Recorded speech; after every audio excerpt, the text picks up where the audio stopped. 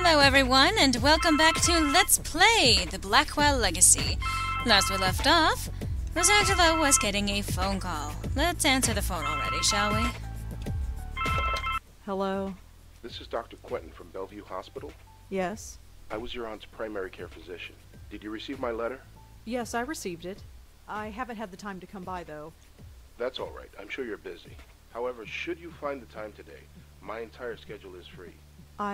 Sure. I'll keep that in mind. Thank you. Good day. If I don't visit him, he's just going to keep bothering me. I suppose I should just get it over with. Yeah. Seems like a good idea. It's just a telephone. It's a landline, which is good. Especially for later. My computer. It's a bit old, but it lets me access the internet and do my writing. Shall we get into it? So let's do some writing. I am just feeling so uninspired today. Maybe tomorrow I'll feel up to it. But today, it's just not happening. I know that feeling. Alright. Never mind then. Clippings? Just some old book review clippings. They talk about it a little bit more, but yeah, she does some book reviews for the local newspaper. That leads to my bedroom. It's an oversized closet, but it suits me fine. An overgrown plant? This is the only living plant I own. I bought it 2 years ago. It's still living, despite my total lack of care. Just a trash can filled with crumpled up novel ideas. I empathize. That's Griff, the PI bear. I've had him as long as I can remember. He's in horrible shape, but I don't have the heart to throw him away. I love that little grin that she does from time to time. A photograph? Huh. It's a photograph of Auntie Lauren and me. Auntie Lauren. She took care of me after my parents died. For most of my life, Auntie Lauren was a vegetable, slowly rotting away in a hospital bed. I don't remember what she was like before that. This picture is all I have to go by. That smile looks more than a little forced. It's me. I look scared out of my mind. I don't remember when this picture was taken, but I look about 4 or 5 years old. Well, it certainly looks like she was trying. This TV was here when I moved in. I must have watched all these a dozen times. It's fake, but kind of pretty. Just a standard stove-oven combo. Out of sight, out of mind. My window, with the curtains firmly shut. Why? No. I open those curtains and a dozen windows can look directly in here. Those curtains stay shut and prying eyes stay out. You know, I empathize with her far too much on this. There's nothing in these cabinets I want right now. Although I tend to have my curtains shut because it gets too hot otherwise. Ah, the joys of living in a desert. Alright, well, I think it's time to go and visit with this Dr. Quentin. Because I believe it's still probably too soon to visit with Nishanti, despite her offer. So, The elevator. Yep, let's go. Did you remember your ID this time? Alright, Bellevue Psychiatric Hospital.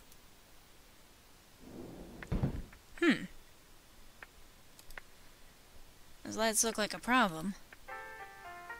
Looks like a fuse box. Judging by the flickering lights, it must be broken. Huh. The sign says I'm not allowed back there. Looks like an internal phone, for paging doctors or patients, I guess. Poster? Some kind of motivational poster. Can I take it? I'm not stealing stuff from the hospital. Aw. Where's your classic point-and-click adventure spirit, Rosa? It's the security guard for the hospital.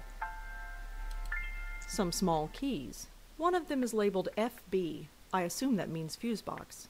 By the way, this is, in any other game, a big, huge hint that the fuse box is probably going to come into play at some point. So.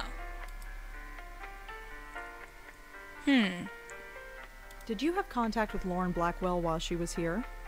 Nope. Doesn't ring a bell. She was in temporary care?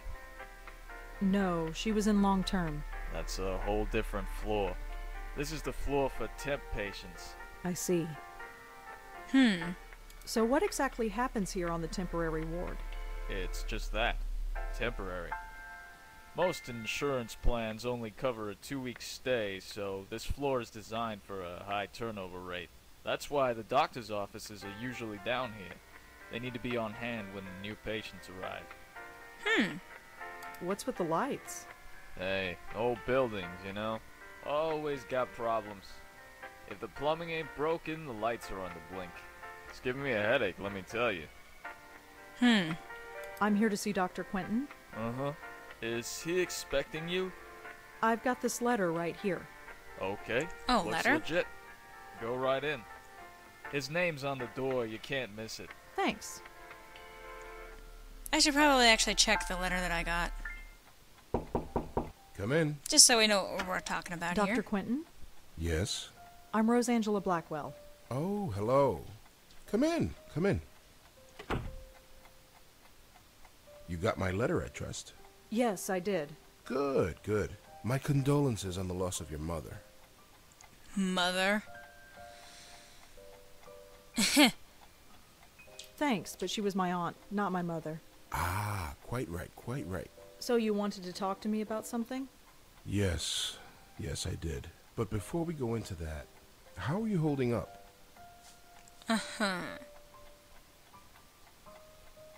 I'm fine. Why?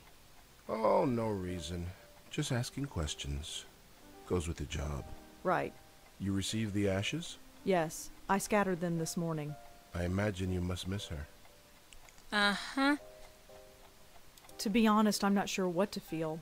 It's not like I knew her, or even remember her from before. She's like a stranger. So why did you make it a point of visiting her all those years? Technically, it's none of your business, but, She was the only family I had. I guess I felt an obligation, like I had to. And now that you don't have to? What do you want me to say? Auntie's dead, life goes on. So you'll just keep living, is that it? Yes. Keep writing your little book reviews in the paper, right? what? You know about those? It's hardly a secret. A number of the staff have read them, yes. I didn't think a West Village paper would interest anyone up here. I have to be honest, Miss Blackwell. The staff read them because they were more interested in you. Uh-huh, that's kind of creepy. That's really creepy, Dr. Quentin. Yeah. Their intentions were purely benign, I assure you. It was your aunt they were primarily interested in. Does not They negate the wanted to know creepy. more about her family, and you proved to be, shall we say, less than eager to comply? That's their problem. Indeed. It was your choice to make. Your aunt was an interesting case, and now that she's gone, I was hoping you'd be more forthcoming with me. Just an informal chat. We can discuss her condition, and yours too, of course. Condition? You never could find out what was wrong with her, huh? No, we didn't. But she still remains a fascinating case. Fascinating. I don't understand. Forgive me, I speak from a purely professional perspective. I didn't know your aunt personally. Neither did I, but fascinating? It might come as a surprise to you, but yes. But she was practically catatonic. All she did was lie there for 20 years. She'd sometimes twitch or mumble something incoherent, but I wouldn't call that fascinating. Well, as you know, she wasn't exactly catatonic. We kept her sedated. Right, she had outbursts. Yes, and we had to sedate her heavily to keep her calm, especially in preparation for your visits. What are you trying to say? Miss Blackwell, we are not a nursing home. We're not content to merely keep a patient comfortable. We are, after all, in the healing profession. We were trying to heal your aunt, and to do that, we had to speak to her. Wait, you spoke to Auntie. We tried to. Did she answer back? After a fashion, yes. What do you mean, after a fashion? Wait, what do you mean by my condition? Hereditary dementia is my specialty, Miss Blackwell. And in my opinion, there is significant cause for concern. Sorry, did you say hereditary?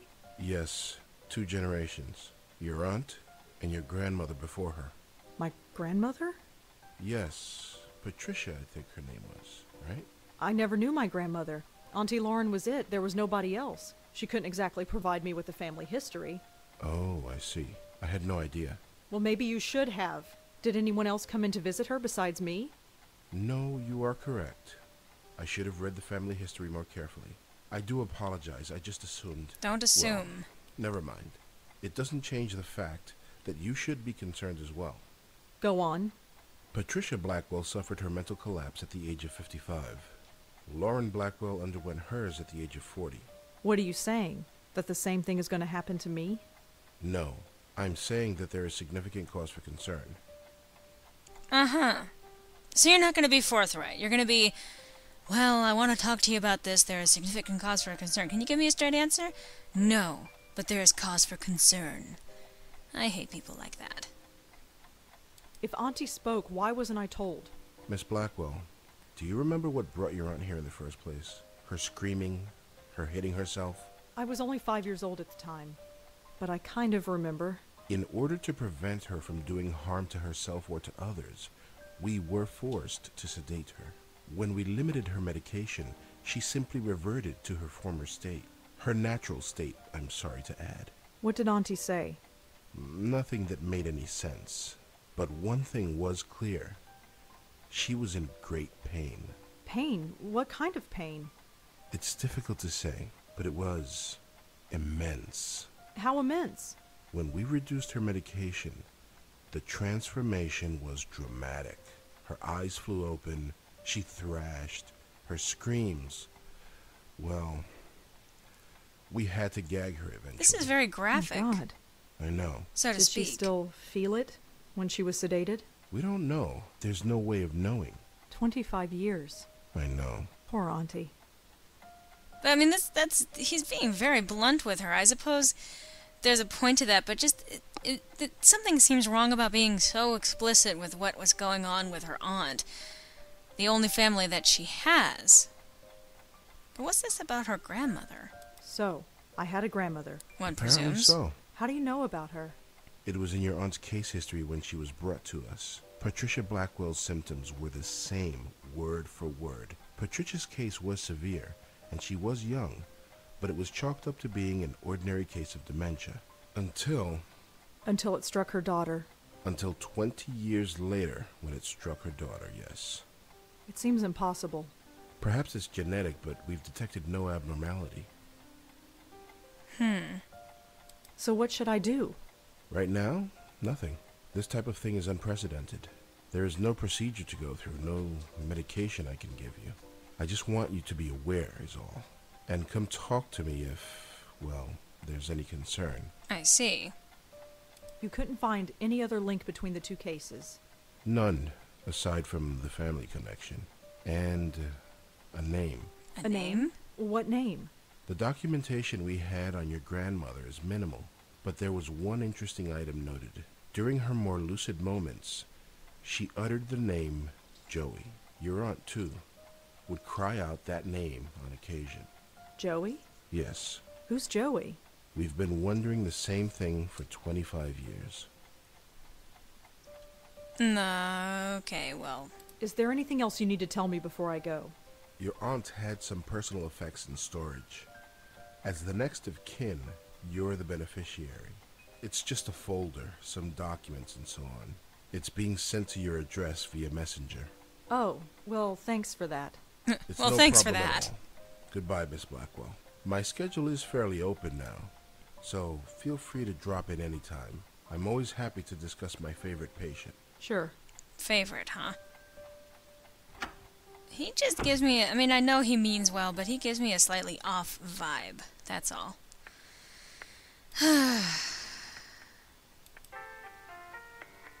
But that's really very interesting, that apparently this is actually a family history that's going on with this. And a name. Joey. On that note, I'm just about out of time for this installment of Let's Play the Blackwell Legacy. And yes, the videos are a little bit shorter, but I have good reason for that. Unfortunately, they're going to have to remain at this length for some time. Either way, I hope to see you next time when we go home. Hope to see you then.